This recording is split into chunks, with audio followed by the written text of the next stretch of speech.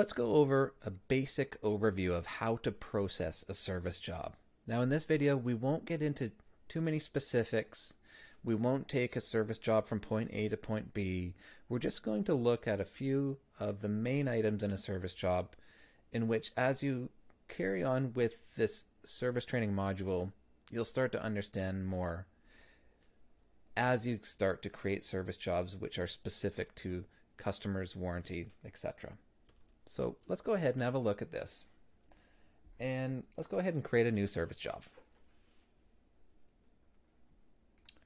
Now the first thing that you'll want to do is to select a customer.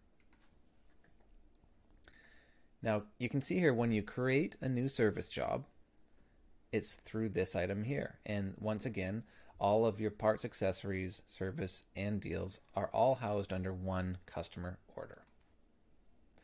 You can start more than one service job.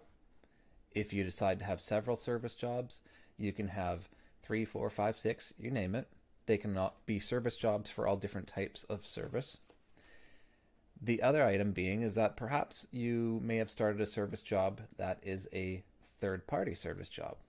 And in that third-party service job, there may have been a variance, which then became a customer pay secondary service job.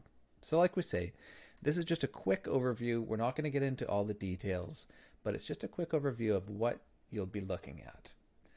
Right up here, this is where you can change your job name. It's highly recommended you do that. You'll always want to look at your status bars here. So you'll see that the status is new and that this claim is unsubmitted because it's third party. Let's go back to customer pay. Now, first of all, this is where you'd get your customer owned unit information.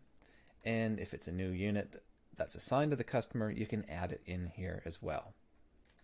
The concern, the cause, the correction, these are all data input fields, and concern is mandatory. You are not able to take this to complete if you do not have a concern populated in here, as well as you can decline work as you go.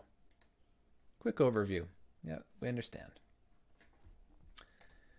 Now let's look at labor, parts, and items. This is where now you would add labor, parts, items, kits, etc.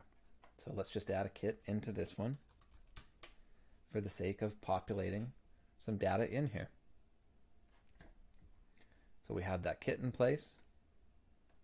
And of course, we do need to select a customer unit. From here, this is where you can create appointments. This is where you can decide on unit check-in, as well as this is where you can set unit check-in data.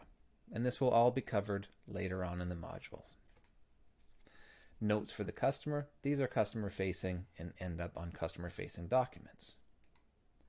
Technician time, this is where you can assign technicians, as well as log time, as well as technicians who are assigned can from here clock on and clock off jobs. Documents we'll cover in more detail as well, and as you can see here, this is where forms can automatically populate in a service deal, as well as you can delete them if they are not mandatory. You can also attach files such as photos, etc.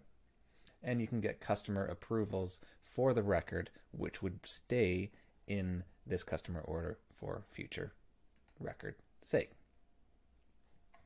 So this is just a quick overview of the dynamics of a service job. Now, of course, this is just a very fast overview. We understand that one, but as you progress, we'll get deeper into all of these items, payroll clocking, job clocking, the whole works. So what I'd recommend is once you're done with this training module, come back to this video and have a look at it again really quickly to see how quickly you are to pick up on everything that's happening here at such a fast pace during this video.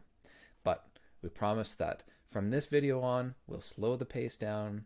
We'll go one item at a time, and we'll go through all the scenarios so that you're more than comfortable working in the service department with Black Pearl. Hope you enjoy.